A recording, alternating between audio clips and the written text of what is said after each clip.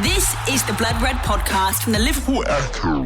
It's a Blood Red podcast courtesy of the Liverpool Echo. I'm Guy Clarke. Welcome along. 6 straight Anfield defeats, potentially 7 points off the pace in the race for a top 4 finish, and Liverpool dropping to 8th. Alongside me to react to Liverpool's loss to Fulham and preview Wednesday's Champions League second leg with RB Leipzig, we've got our chief Liverpool writer, Ian Doyle, Matt, Addison and Marcus Banks. Well, Doyley, you said on Friday the season was over. You've been proven right, haven't you? Yeah, I said it was over. So, everybody laughed and suddenly, I'm right again. I mean, we'll come on to the team selection as well, where I wasn't a million miles off, was I? No. So, just want to say hello to Marcus's cat again, by the way. let's just get that out of the way straight away. Oh, ran off now. Anyway, going back to Liverpool now, it was just more of the same. What more can we say? I mean, we'll have to stretch this podcast out because we just end up saying the same thing over and over and over again. So minute Fulham scored, that was the end of the game, and everybody knew that. I think the interesting thing is that I think with that team selection, Klopp basically said, and with his comments that he said on Friday as well to the Echo and the national press, is that he's given up on the top 4. He's never come out and say, I've actually given up on the top 4. And in fact, he said, didn't he, we're too big a club to do that. But as long as Liverpool are in the Champions League, that's the priority, and all the team selections will be based around keeping players fresh for that or giving them confidence going into those games, which hopefully they'll have at least 2 more of them after the game on Wednesday. I just think Liverpool, again, they could never ever say this, but I think they'd rather be in the Champions League or not be in Europe. Don't think they want to be in the Europa League, and that's before we even get onto the whatever that other competition's called, Europa Conference League, North Division 2, something stupid like that. Sponsored by Vanarama possibly, or Ensley. No, that was the Football League, wasn't it? The old days. Yeah. It was Vauxhall Conference. That's it, the Vauxhall Conference. Anyway, we've just lost most of the listeners there, so you better ask somebody else something. No, just sort of in terms of picking up on the theme there that Doyle started with, Matt, and talking basically about how we've sort of got the same issues going on all the time. Is it sort of time for the blame game to end almost and just accept the lot, that the injuries, the lack of fans, even maybe the lack of pre-season, the same players having so many minutes in their legs, that we are where we are and we're going to be there until probably at least August?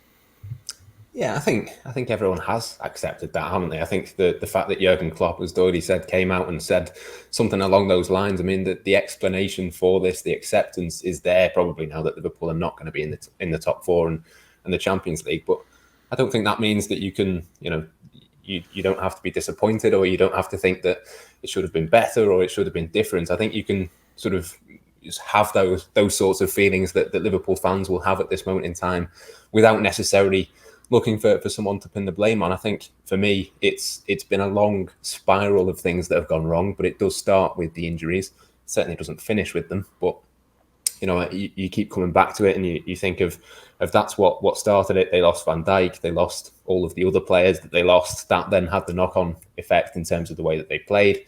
That's had a knock-on effect in terms of the confidence. The fans are there. We've been through all of these things. It's not a case for me of just going, oh, it's so-and-so's fault, or it's because of X, Y, and Z. I just think there's a long list of things that have gone wrong for Liverpool. And, it's fine in the position that they're in to use those as an explanation, I think, rather than just, purely and simply an excuse. Marcus, are you going to bring any optimism? Is there still any glimmer of hope just looking at the league table? Liverpool in 8th on 43 points. It looked as though United might have had a wobble. They're 11 points higher than Liverpool with 10 games to go. They're in second, Leicester third, 10 points better off. And as I say, Chelsea can stretch it to a 7-point gap should they beat Everton tonight at Stamford Bridge.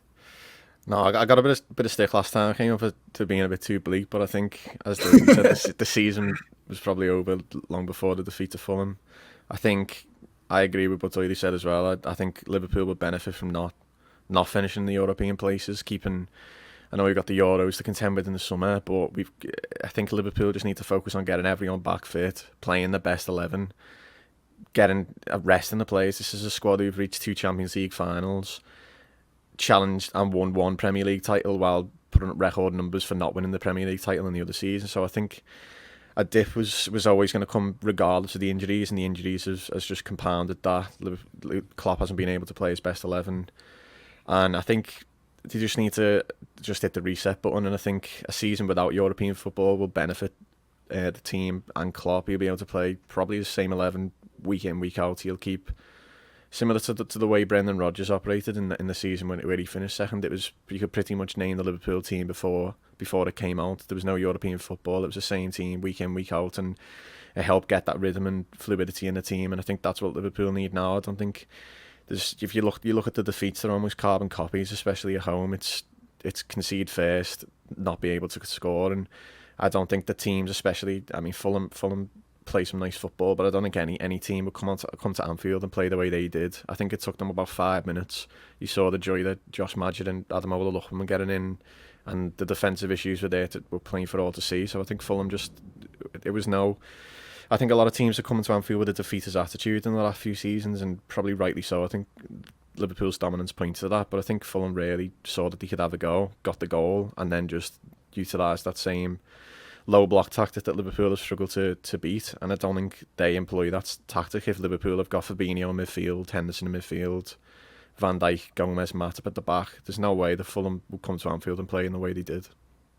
I take the argument, Doyle. It's pretty much a different squad that's been put up to defend this Premier League title than the one that won it and challenged a couple of years ago. But is it too straightforward to say once the injuries clear up, once the fans are back, that Liverpool will click straight back into gear? Because you've seen a number of teams who, when they've won even the Premier League title, thinking sort of Chelsea 4 years since they last won it, they've not really come close ever since. Of course, Arsenal, even qualifying for European football, have fallen away and struggling to do so. Manchester United, since winning the league, it's easier said than done, isn't it, to get back to that level?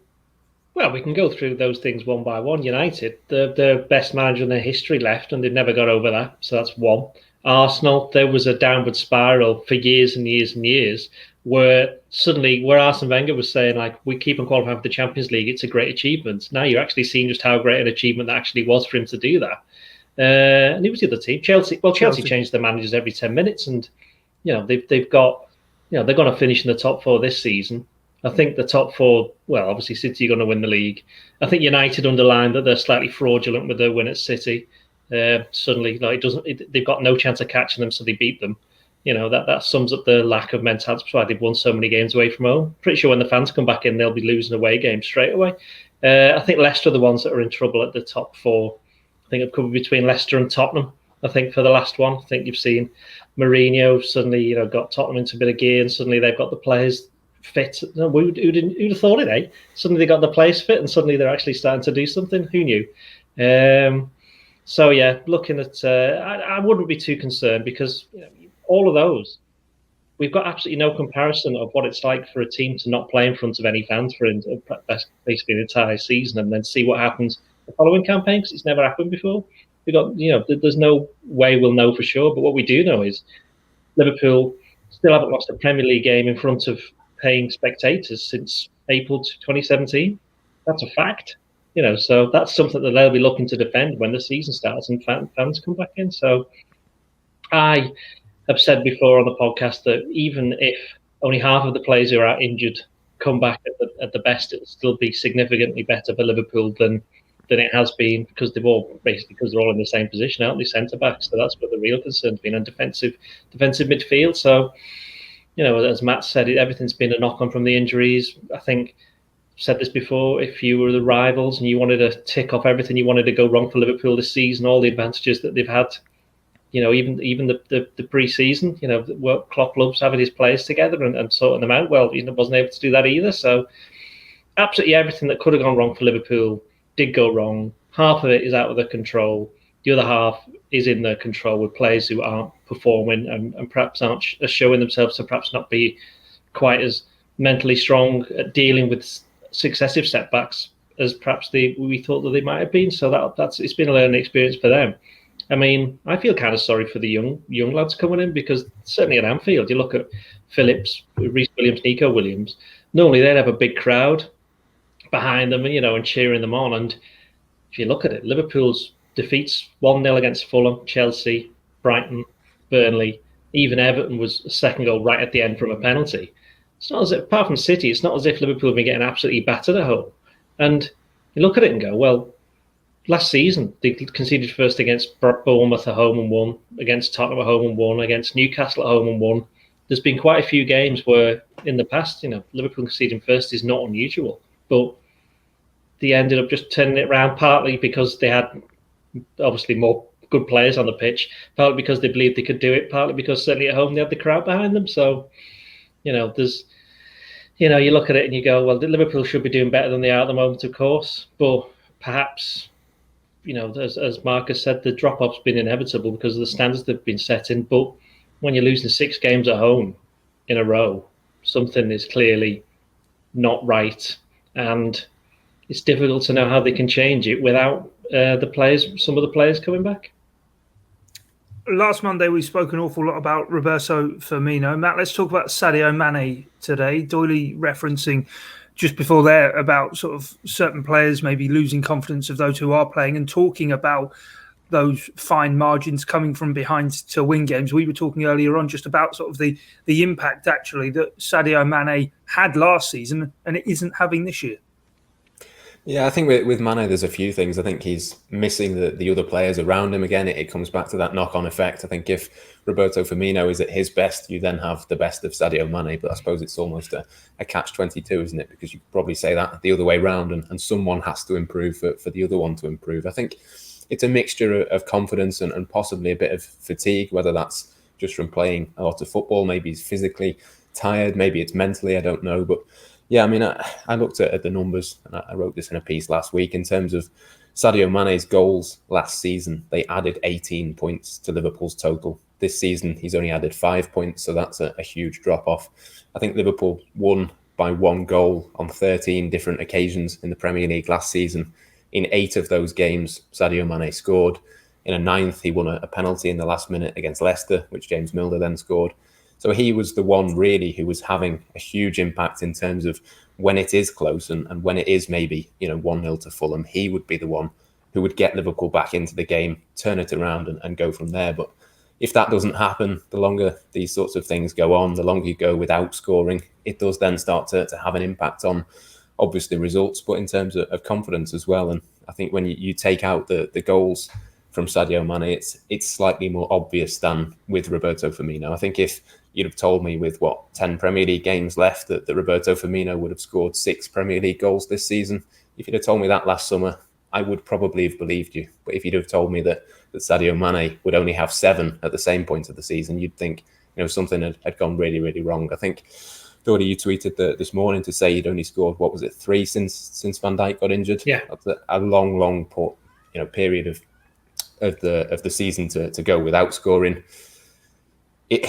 It's had a noticeable difference, obviously, for the results. That goes without saying. But I think if you wanted anybody to score, given the impact that he had on results last season, no player in the Premier League had a more direct impact in terms of their goals scored relating to the number of points won. And I don't think it's a coincidence that Sadio Mane has been well off it, and Liverpool as a team have been well off it as well. Yeah, definitely. You've had your calculator out, so's Doyle, and I too, Marcus, been doing some number crunching regarding sort of whether this is a personnel problem or maybe a system problem for Liverpool. And taking into account even the West Brom game, the last 8 home games at Liverpool, there's been 25 shots on target through that sort of time, the highest coming against Burnley and Everton, 6 on target in each of those. There were only 3 against Fulham. Even in the West Brom game, when Liverpool scored the last goal from open play, they only actually had 2 shots on target in that game. In the 7 games prior to that, there had been 54. So they're averaging at the moment just over 3. They were, prior to this run, averaging just under 8 shots on target a game. Is this a case of, is the systems broken with the players getting injured or the personnel not stepping up? I think it's a combination of both those things, and also a point that teams are probably copying a blueprint. I've said a few times that Liverpool teams are now having the blueprint to beat Liverpool. It's the same sort of thing. It's the defensive issues are there, so teams can come out Liverpool and score. They know that. And then it's a case of score the first goal. Like if you look at the Fulham game as an example, the first and second half are almost two different systems entirely from Scott Parker. Luckerman was pushed up really high. Madja was getting in was countless opportunities in the first half, but in the second half it was back to that low block. Once they got the goal, it was the low block that every other team is employed against Liverpool, and Liverpool have this season struggled to break that down through a combination of Mane being out of form, the midfield being just so out of sync, the fullbacks not having that protection of maybe two centre backs to really push up and being forced to play a bit more of a restricted role, and then Klopp, like, he's trying to tweak the system. So I think it's just a lack of rhythm, and then teams having that blueprint to think, yeah, well, Burnley done it, Brighton done it, Fulham done it, Everton done it to an extent. I know they scored early and then just sat back. I know they got a late goal. Every team bar City have employed that low block, which has been an issue in the past, but not for Klopp's Liverpool teams.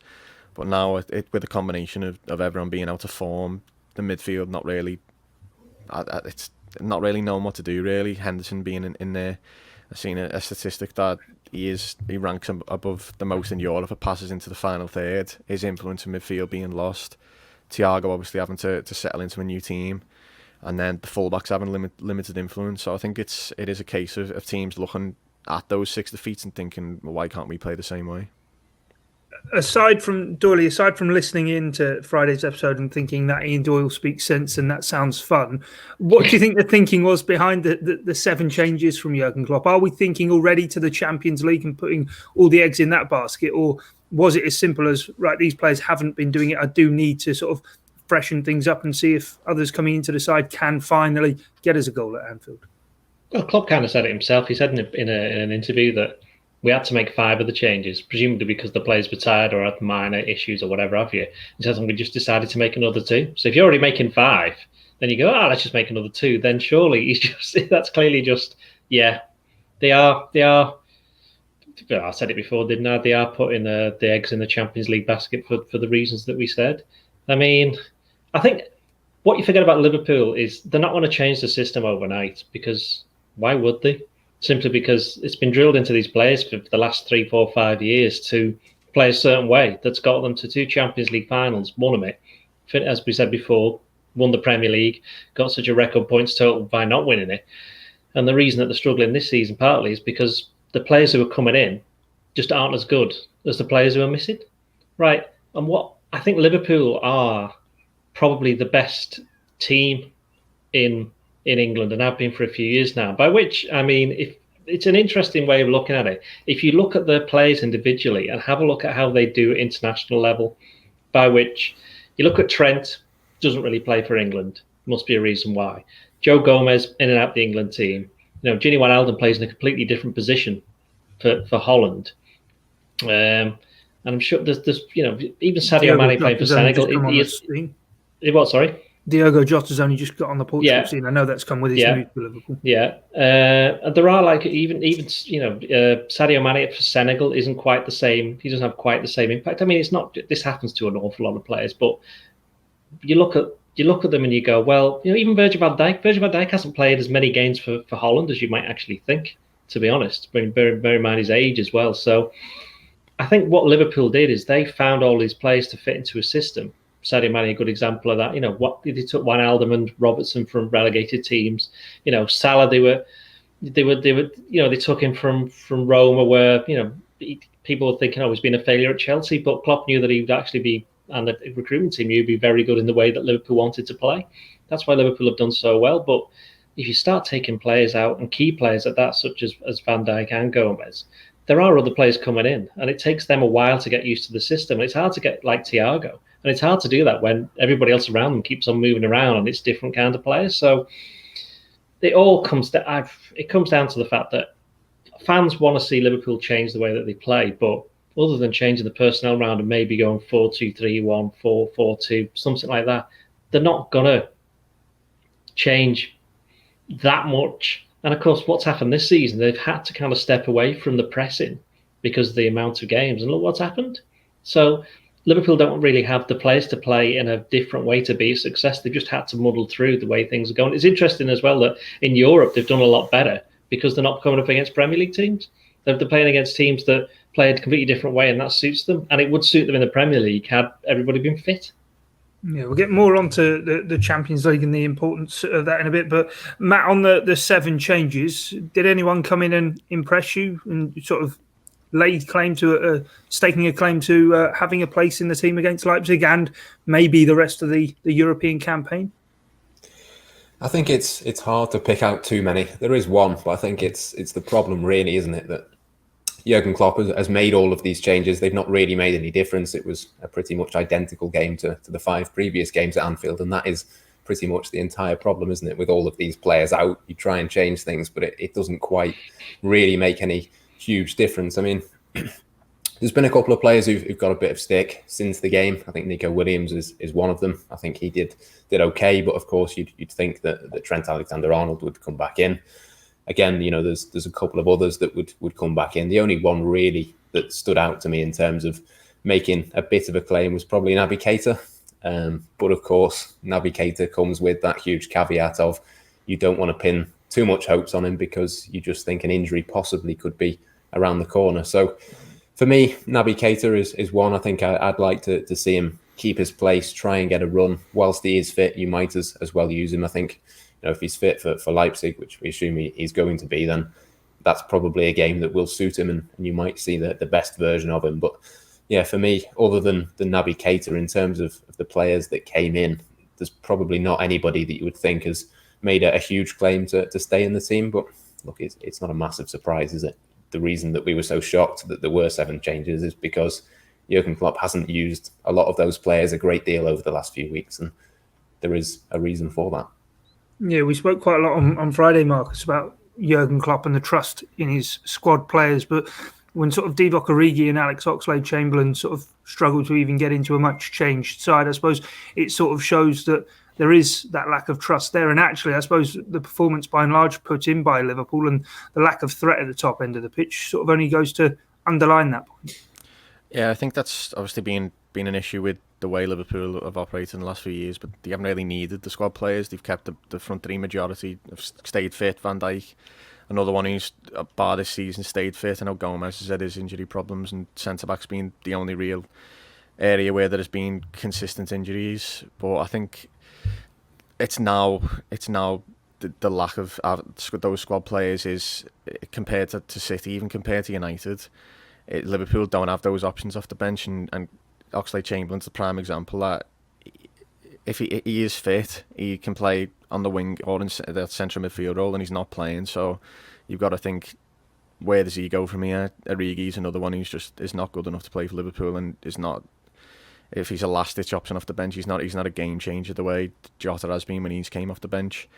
I'd like to see Keita keep his place. I'd also like to see, I think Fabinho come back into midfield is going to be the big game changer for Liverpool. Probably the last throw of the dice. If something is going to change in the next few weeks, I think he is going to be key to that. I'd like to see Phillips and either Kabak or I'm not sure about Reece Williams, but I think those two should stay. Possibly Ben Davies if he's does he exist? if he is actually a Liverpool player, I'd like to see Davies come in, but that's probably not going to happen now. But yeah, I think Fabinho and Keita in that midfield is probably the only thing Klopp can do now to change things around.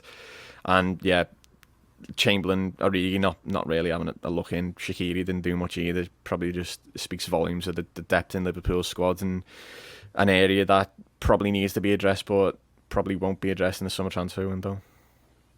Now let's try and talk about one. I suppose we can make it a Liverpool positive, Doyle. Steven Gerrard at Rangers, winning his first league title as a manager. They beat St Mirren 3-0 on Saturday. They had their celebrations in and around Ibrox at the time. And Celtic then drawing with Dundee United. And Steven Gerrard is a league title winner.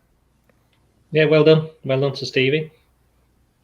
That's it. That's it, yeah. There's absolutely no relevance to Liverpool whatsoever, other than the fact that he was actually quite good at football for them. I suppose people will go. Jurgen Klopp's not going to get sacked, is he? And he's probably he's showing no signs of leaving anytime soon. So I suppose it's good in a way that somebody who a lot of people are assuming that is going to be the successor has shown. Well, he's won a trophy, ticked a box. That's what he needs to do, and he's ended Celtic's dominance in Scotland. So they only conceded 9 goals. It's 9 goals, isn't it, in about 31 games, isn't it? So 32 now. 32, that's even better. So that's 77 scored in that time as well. It's ridiculous, isn't it? Today. It's incredible, isn't it? I mean, I know everyone down here would go, oh, well, it's only Scotland. There's only 2 teams up there. But you still have to win the games, and to not concede that many goals is just ridiculous. It's almost like Chelsea in, what was it, 2005, where they conceded about 3 goals all season. So 15, but yeah. Well, it's comparative, basically. I think the title win has changed some perceptions, though, amongst Liverpool fans. I think I was in, obviously, when Gerrard, he was obviously in the youth setup and then went to Rangers. I think there was obviously a few fans who were already pushing him for that future Liverpool job, but I think there was also a lot of realist Liverpool fans who think, okay, like, he's a Liverpool legend. That doesn't necessarily mean he's going to work out as a manager. I think Lampard at Chelsea is probably a prime example of a move coming too early for a former player, but I think one thing the title win has done amongst some Liverpool fans, I'm probably included in that, is that it probably has, there is like a glimmer of, okay, like Doyle says, he has ticked the box, he's shown some actual credentials, and it is Scotland, but he's could potentially be in the last 8 of the Europa League if they continue that running, and the record does speak for itself, and I wouldn't be against it. I mean, the scenes of him belly sliding across the dressing room, that brought back some good Liverpool memories, and I think a lot of Liverpool fans would love to have that someone as passionate as that on the Liverpool touchline if he continues to, showcase his managerial development. It's the European record that'll do it for him coming to Liverpool. I mean, if you look at compared to, say, Neil Lennon at Celtic, who I don't think did particularly well, and you certainly look at Brendan Rodgers, who still hasn't got past the last 32 of the Europa League, whether it's been at Leicester, at Liverpool, or at Celtic. And Stevie's got Rangers into the last 16. I think it's the last season of the season, isn't it? And beating, I know it's the Europa League, it's not quite the Champions League, but they've had some tough, traditionally, historically big teams that they've had to come up against, and they've beaten them. So, he's surrounded himself by some good people as well, hasn't he? People he knows, and I think that's Klopp himself has said that's the key to being a good coach, being a good manager, is to have lots of good people around you.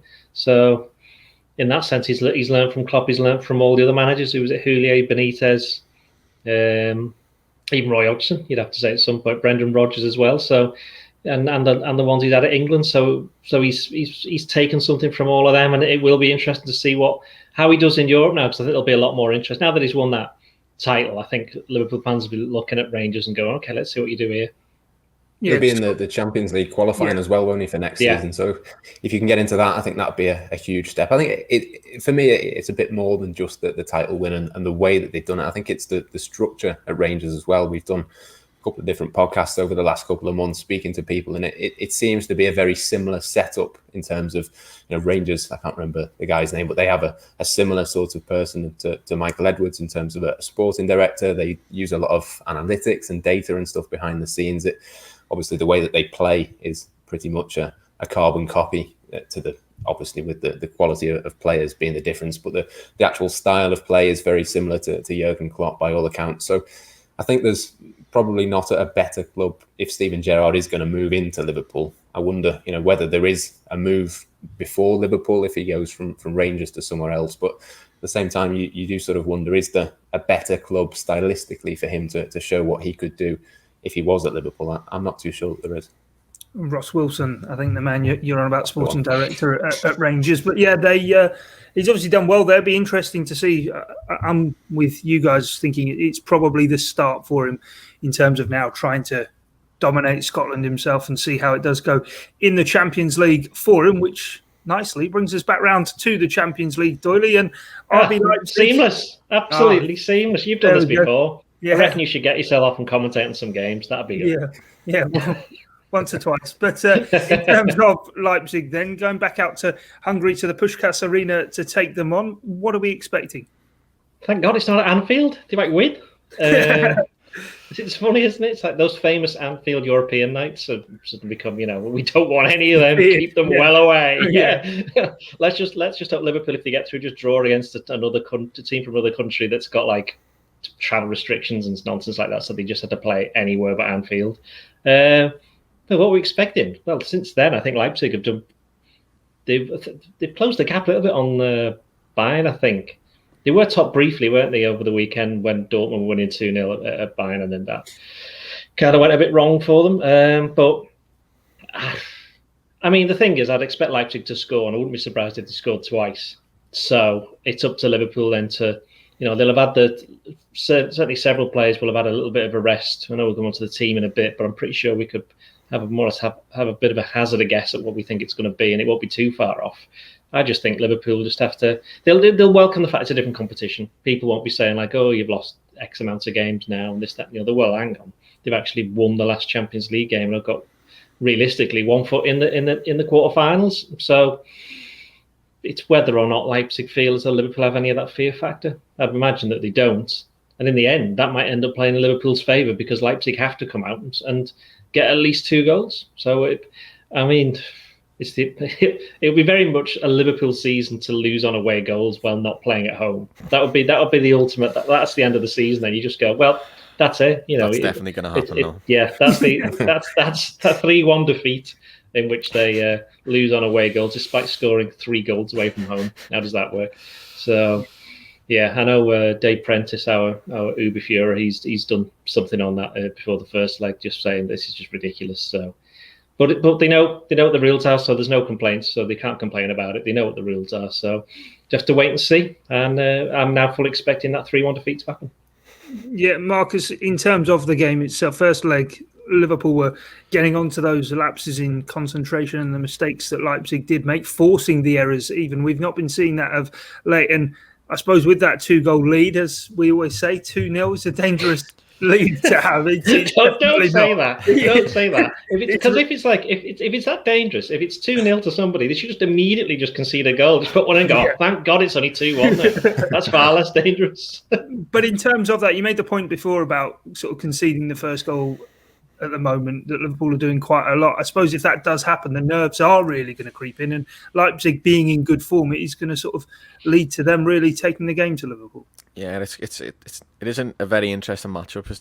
On one hand, you could say Leipzig have to come out; they have to score at least 2.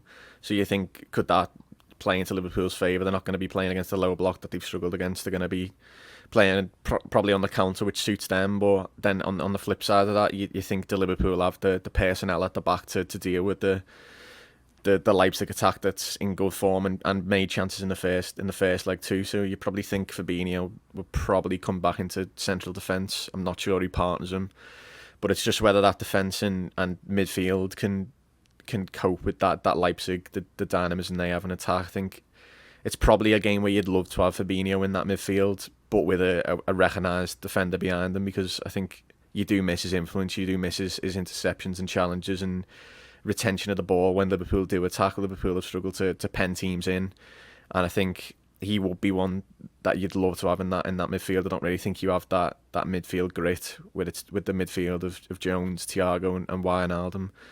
So I think it's going to be interesting. I think it goes one or two ways of either Liverpool are dominant in the counter attack and put the game to bed, or they struggle, maybe concede early, and then the nerves go and like onslaught. You saw it in the United game earlier in the Champions League season that Leipzig can, they're a dangerous team, but on the flip side they also got beat. I think it was 5-1 at Old Trafford or something like that. So it's probably going to go one or two ways, but you just hope that Liverpool can. I think an early goal will be crucial for Liverpool, and obviously bank on those away goals and just hope that it's not. That prophecy doesn't come through and Liverpool losing away goals despite playing 2 games away from home in the same stadium. We spoke, Matt, so much about how this season maybe now rides on the Champions League. Does it just sort of underline everything we've been saying now for the last few weeks, that prior to a second leg in which Liverpool are leading 2-0 before going into it, we're talking about them maybe be the best chance this season of going on and winning this competition, yet maybe a bit of nerves prior to a second leg in which Liverpool are already 2-0 up?